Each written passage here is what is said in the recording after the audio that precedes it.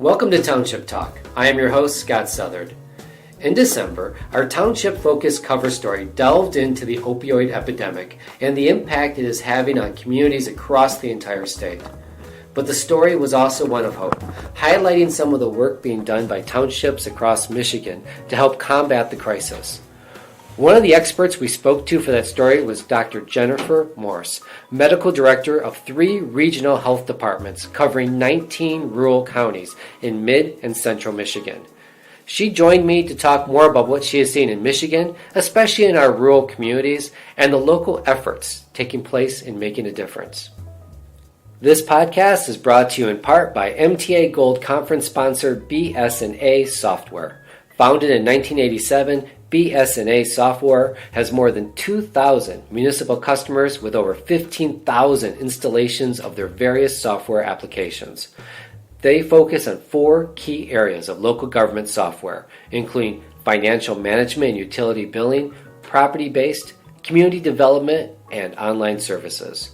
For more information, visit www.bsasoftware.com.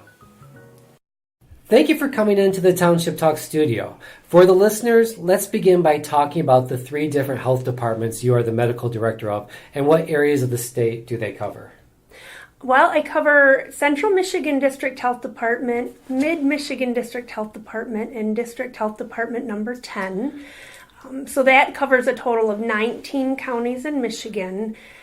So it's a pretty decent footprint of Michigan. Mm-hmm. The furthest north I cover is Wexford and Crawford County, and the furthest south is Clinton County, and then I cover all the way over to Manistee and Ludington, and then over to Aranac County, so I touch both coasts of Michigan. So central to northern Michigan, Mm-hmm. I don't think I have any areas that aren't designated as rural. Okay. So. Okay, well, opioid abuse is what we're going to be talking about today, and this is a huge issue, not just in Michigan, but across the nation. What are you seeing in those rural communities? With the current epidemic, rural areas in the U.S. and in Michigan have been particularly hard hit, and that's been an interesting trend with this epidemic. Mm-hmm. So, again, Michigan's been the same as with the U.S. There have been some counties in Michigan that have been really hard hit. Some counties like Lake County, Clare County, Roscommon County, Crawford County, and others that just have really been hard hit. When you look at perhaps just raw numbers of overdoses, it may not seem that impressive because the population isn't that large. But when you look at rates of overdoses or rates of opioid use, because these areas are so rural, the rates are quite high. Urban areas certainly do have a lot of drug use and opioid use, of course, but again, with this epidemic of opioid use, the rural areas have been really hard hit, which is a unique thing. Building on what we were just talking about, what are you seeing in the rural areas as compared to, say, like the urban centers? Rural areas have some disparities that make it particularly difficult to deal with this issue. There's sometimes increased poverty rates, uninsured rates, and a lack of transportation. We definitely have major issues with lack of substance use disorder treatment providers, mental health providers, primary care providers. So all of those things make it very challenging for individuals to get help. Historically, when you look at number of prescriptions of opioids that are prescribed, a lot of these counties have had higher rates, whether that has to do with the demographics of individuals that live there or whatnot. So just the availability of opioids tends to be a bit higher in these rural areas. So it's just kind of been a perfect storm. But again, a lot of the socioeconomic factors in the rural areas have been just, again, that perfect storm for opioid abuse, and then the things people need to get better aren't there for them. Okay, so how can townships make a difference to help in this? What role do you see local government playing? Well, I think one thing is just recognizing what those issues are. getting together a broad group of people to discuss that. I think one thing that people are recognizing a lot is the fact that they need to include the people that are affected. So the people that are using substances, abusing substances, or have recovered from substance abuse, and actually asking them, how can we help with this? Okay. Historically, we've just kind of assumed this is what we need to do to fix it. Well, how do we know? So working with those groups, working with family members who have lost people to drug use or who are working with loved ones that are struggling. So again, pulling together a lot of different people. There are many communities that do have drug use prevention groups or other kinds of groups that have law enforcement, prosecutors, judges, family members, community mental health, healthcare, public health, just basically representatives from many different groups, as well as elected officials that meet regularly and work on programming, pull together data, and decide on the best ways to help their community. Okay. What efforts are you seeing right now in the different areas you cover? There's a lot of different things going on. Some are focusing on harm reduction, so really addressing overdose prevention, getting Narcan or naloxone out to as many people as possible. Some are really focusing on primary prevention, so funding programming in schools to work on preventing drug use. Some are trying to do a little bit of everything. There's one area in northern Michigan that has started an opioid health home, so it's basically, someone's medical home is, where you go for all your primary care, where you would go if you needed, referrals for mental health, things like that. An opioid health home would be something similar if someone's dealing with addiction, so that basically it's kind of a one-stop shop. So if you need other services, it's all tied in together to make it a more holistic type of approach so that they're not having to drive to multiple locations. Because again, transportation is really a huge, huge issue. I often feel like it's one of the biggest issues in rural Michigan and any other rural area, really. So many people don't have reliable transportation, and transit systems take a long time. They're not really reliable, and a lot of people just don't like to use them. And so people have a hard time getting to appointments on time. And, I think a lot of us know, if you show up late to an appointment, you tend to not be seen, and you might get fired from a practice. And, we just have a lot of people that really struggle with transportation, and it really affects their ability to get health care. So a recovering addict will return back to the community after seeking treatment, and there might not be the resource there to help them, and also having difficulty actually getting to the places where the resources are. Absolutely. Wow. And in rural Michigan, we definitely do lack providers that can provide good substance use disorder treatment. A lot of us kind of know about going cold turkey, and you have to detox. That really is the worst way to treat substance use disorder. Most people that are struggling with addiction aren't trying to get high, they're just trying to not get sick. If you withdraw off opioids, just like people who are trying to quit smoking, if you stop abruptly in withdrawal, you feel horrible. With opioid withdrawal, you get sweaty, anxious, you get horrible diarrhea. You feel like you're going to die. You're just super achy. So people continue to use just so they don't feel like that. And so just like we use nicotine replacement therapy to quit smoking, there's opioid replacement therapy to quit opioids. And so methadone has been the traditional thing that people know about. There's a lot of stigma with methadone clinics, unfortunately. There's a newer treatment that's a pill, and again, doctors have to be specially certified to do these treatments, and there's just not enough of them in rural Michigan.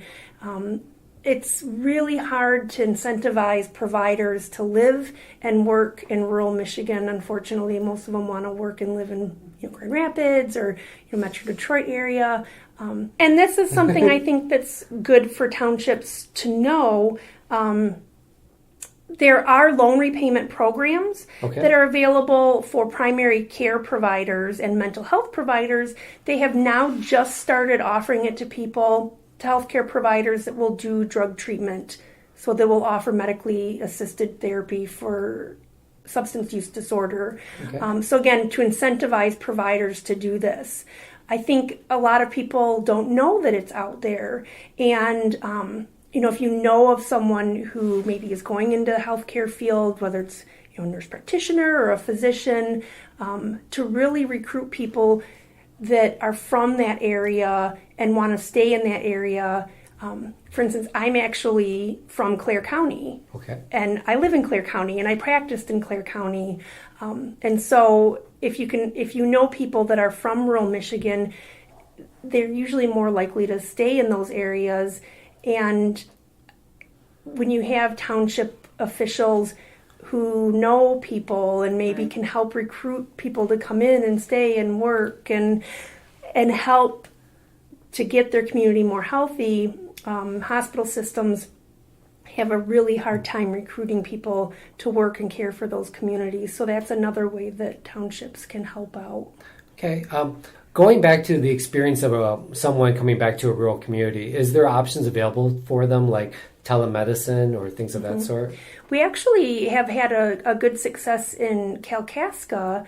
In fact, the village president was really instrumental in getting a treatment provider there. We have a behavioral health specialist that does work, and a physician's assistant from Roscommon County telemedicines in most of the time and then comes in person at least once a month, I believe.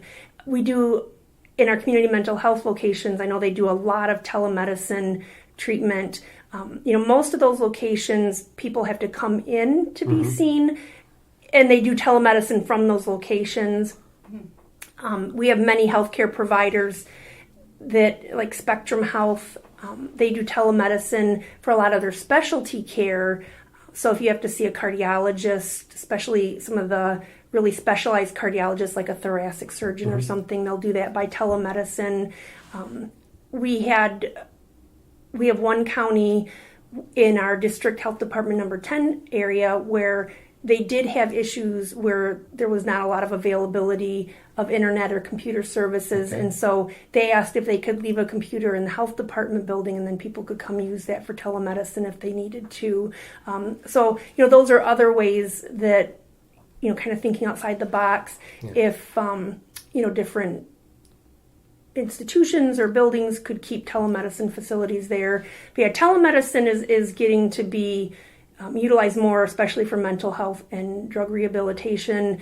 Still, you need people to do it, but that is helping a lot because then people can live where they might prefer to live if they're not one that really likes the rural lifestyle. So that almost is like a really easy option right there. If you have a computer available to someone, they can get counseling, telemedicine, they can get that experience that they might not get in their community. Right. Just that computer. Right. Wow. Okay. That's great. Right. Can we talk about some of when I was working on the December cover story, one of the things that came up often are different collection opportunities. People gain the drugs out of the homes, the temptation away. Can we talk about maybe take back events? Yes. So a lot of programs have take back events often.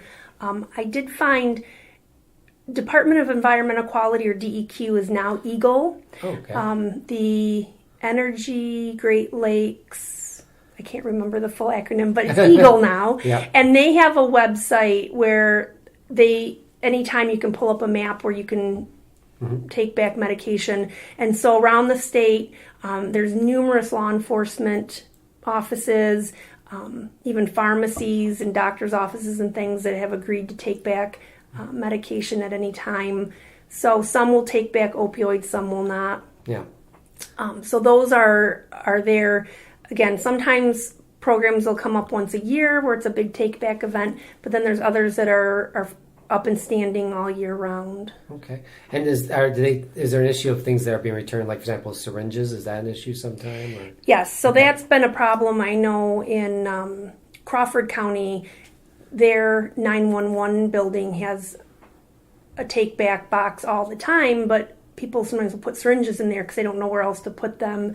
And so we've tried to leave signs or flyers for that. I do have information on a website you can go to, and it will give information on where there are takebacks for syringes near where you live. You can dispose of syringes legally in the trash in a puncture-resistant container as well. Like a laundry detergent container, things like that. Yep. But a lot of people don't like to do that, which is understandable. Syringe access is a big problem for people that use injection drugs.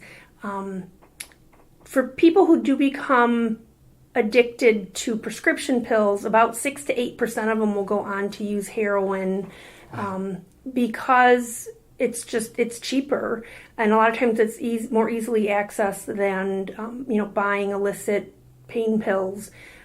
About 80% of people that are addicted to heroin started with pain pills.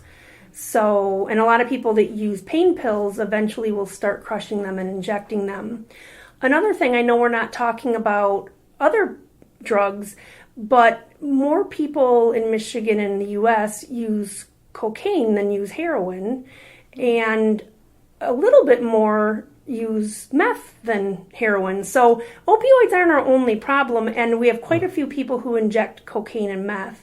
And with injection drug use, you have risks of injecting what you don't want to inject, which are germs, especially things like hepatitis C or HIV, and a lot of people do share injection equipment because they don't have any other options. So because of those risks, there have been numerous syringe service programs developed around the state where people can get safe injection equipment to prevent outbreaks of infectious diseases, and those programs will also take back syringes, and you can find locations of those online. What are some of the questions you're getting from the rural communities around opioids?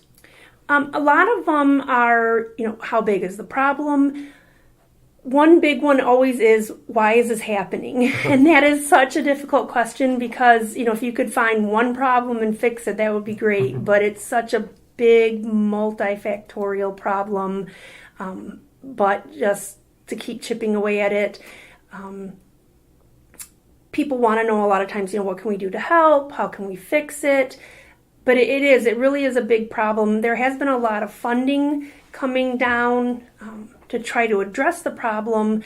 But again, then it's, okay, what can you do to fix the problem? And so there are a lot of groups working on it. A lot of funding is going through community mental health or through mental health agencies. But again, they tend to work with other groups. And so it is really a team effort. Okay. Can you talk about some of the organizations that are taking this on that you're seeing in the different townships? I'm thinking like Families Against Narcotics, yes. Those kind of organizations. Yep. So Families Against Narcotics is a good group. A lot of their work is in overdose prevention because that's one of their big starts, was really helping families that have dealt with an overdose or a death in the family. But they're also working really hard to help kind of keep drug offenses and drug addiction out of the court system and the jail system. That's also been another big group that's been working on this problem, has been the law system and the court system, recognizing that arresting people over and over and over doesn't fix this. So drug courts have really come into power, and for communities that don't have them, that is something they may really want to talk to their judges about. There's funding out there to help develop those. So instead of putting someone in jail, people can agree, okay, instead of going to jail, I'll work on sobriety and working on recovery. Bringing medication-assisted therapy into jails can be helpful. So a lot of jail systems have done that.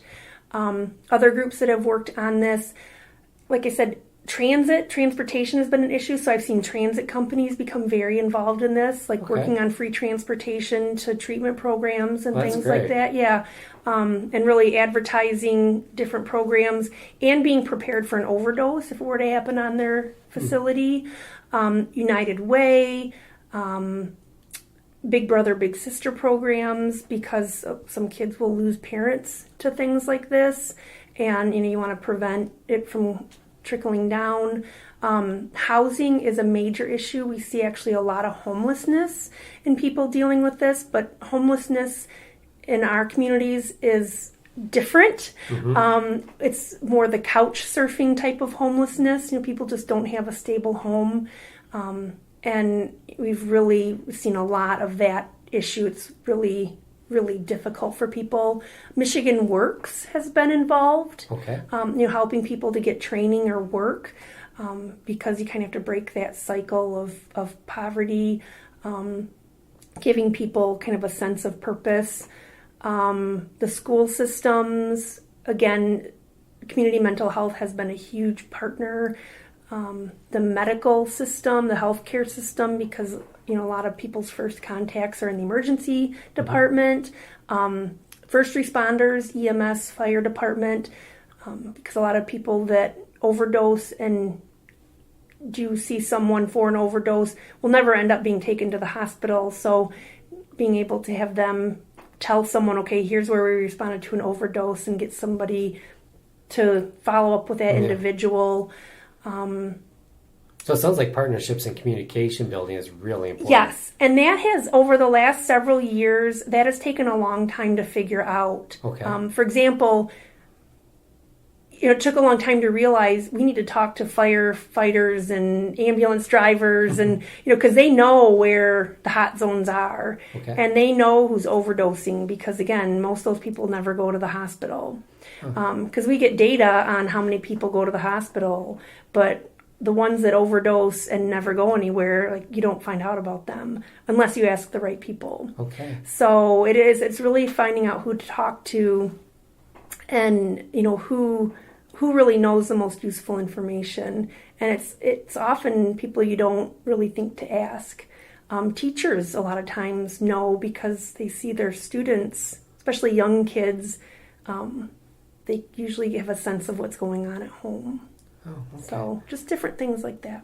I want to back up a little bit and talk about Narcan a little bit. Yes. Can you say something about Narcan availability, or maybe training that might be available? So Narcan is a brand name of a substance called naloxone. It binds to the same receptor that opioids do, but it doesn't stimulate it, so it just blocks it. So if you're overdosing on an opioid, it kind of kicks that stuff off of the opioid receptor to end the overdose. So if someone's not breathing well or having the other side effects from an overdose, it can reverse it. It is available in Michigan many different ways. There's a standing order on file with most pharmacies. It just depends on if the pharmacy is participating. So you can go into that pharmacy and say, I want naloxone, and they'll fill it for you. Problem with that is you have to pay for it. And it's not usually the cheapest thing, but that is one way you can get it. Most community mental health locations have it available through different grants. Not all of them, but that is an option. Different areas will have different training and giveaway events. And you can call your local community mental health, you can call your health department, and you can look into options like that. There really is no one place you can look up where you can get it in your community, but those are places you can go. The syringe service programs I mentioned before, almost all of them have overdose prevention, which includes naloxone kits and other kinds of instructions, and lists of those are available online, and they're pretty evenly spread around the state. One of the other things I want to talk about is funding opportunities for townships or residents of townships who want to make a difference. Where are some places they can go to find that opportunity? Well, one big one is your county's liquor tax money. That is dedicated to drug treatment and prevention, and it's often forgotten about and not utilized, so that can be applied for. The other areas that have tribal nations often have some grant money and are really excited to work on programming that works on drug use or opioids. There's many federal grants out there. SAMHSA, it's Mental Health and Drug Use Association for the United States, has numerous funding opportunities. They have some really large community drug prevention grants and other options like that. talking with someone at the state level or even at your community mental health level who gets money from the state, they may also have some ideas. And there may even be a group that's already working with grant money that would be open to having help or collaboration. That's always one of my frustrations is that, we tend to get silos and we never know what people are working on, but it's hard when you have a lot of different people working on the same goal. But yeah, just asking more people and talking to more people, you might find that some work's already being done. So really what the message is for townships is that if they speak to organizations in their area where people want to make a difference, there's funding as well to help that take place. That's great to hear. Yeah. Are you seeing progress being made right now? We actually just got the overdose data for last year, and it actually went down 3.3% for Michigan. Yeah. So that is good. There have been some changes to the law for prescribing of opioids in Michigan, and the amount of opioids being prescribed went down 14% over the last year, so between 2017 and 2018. They've seen a lot of improvement in especially patients that were high risk for getting numerous prescriptions and getting prescribed to by numerous different providers, that their numbers of prescriptions have really gone down. So there is evidence that things are getting better. I mean, it's just starting to tip over to the other side. Okay. We are unfortunately seeing more overdoses being caused by fentanyl. So again, overdoses overall are down by 3.3%, but of those who overdose, we're really seeing more caused by fentanyl. So like I said, what has happened is people get addicted to prescription opioids and then shift over to heroin. So we initially saw people overdosing from prescription pills. That's gone down, but then the opioid overdoses have mostly been from heroin, and now they're mostly from synthetic opioids called fentanyl. And that's because what people buy off the street is laced with fentanyl. Okay. And that's something that can be manufactured in other countries illicitly and is just a lot cheaper for them to purchase and sell to unfortunate people that buy it. And it is just a much, much stronger opioid. So if they don't know how strong it is, it's unfortunately very easy to accidentally overdose on. So that's been a real focus, I know, with law enforcement, trying to find where these hot spots for fentanyl are and getting it out of circulation. Is there anything else townships can do? I think probably one of the biggest issues that is holding things back is stigma.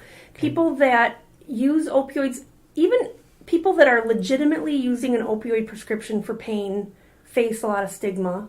And to the point where they won't even take the prescription because they're so nervous about it. To people that are addicted, to those who have gotten support, who are in recovery, there's just so much stigma still around that. It just kind of follows them around like a black cloud. A lot of them have an arrest record. It makes it difficult to get a job. A lot of people, when they seek health care, when they go to the emergency department, get labeled as a drug seeker. They may get sub-adequate health care. I mean, there's just still a lot of issues there. And programs like Families Against Narcotics and things are doing a good job to try to normalize that. And I think people are bringing more and more drug users or people in recovery into their planning process to really talk to them about what their needs are. But I think that's where elected officials can really do more work and really encourage that, really normalize this as a disease, as an illness, not as a shortcoming, as a personal failure, as something dirty or bad. I did find a interesting website called facesandvoicesofrecovery.org, and they had different toolkits to help communities work on helping to end stigma and work on helping those that are in recovery. In a lot of rural areas, people struggle after they've gone through recovery because when they come back home, there's not much else for them to do or people for them to live with or support them other than the groups of people or the family and friends that they were with while they were using. And so to really have a community that can rally around people in recovery, that can support them, that really is a huge predictor for how people will do in recovery. If they don't have community, if they don't have people to support them, they're not going to do very well. Okay. Well, thank you so much for speaking with us today. Mm-hmm. This was incredibly useful. Thank you. Yes, my pleasure. I want to thank Dr. Morse for joining us. And if you'd like to learn more about what was discussed today, check out that December Township Focus cover story. It can be found on MichiganTownships.org. Please remember that the views and opinions expressed by our guests do not necessarily reflect those of the MTA, our board, or our members. If you have any suggestions for future episodes, or if you have any questions about the show or the topics we covered, you can find us at MichiganTownships.org. Thank you for listening to Township Talk. This podcast is brought to you in part by MTA Gold Conference sponsor BS&A Software. Founded in 1987, BS&A Software has more than 2,000 municipal customers with over 15,000 installations of their various software applications. They focus on 4 key areas of local government software, including financial management and utility billing, property-based, community development, and online services. For more information, visit www.bsasoftware.com.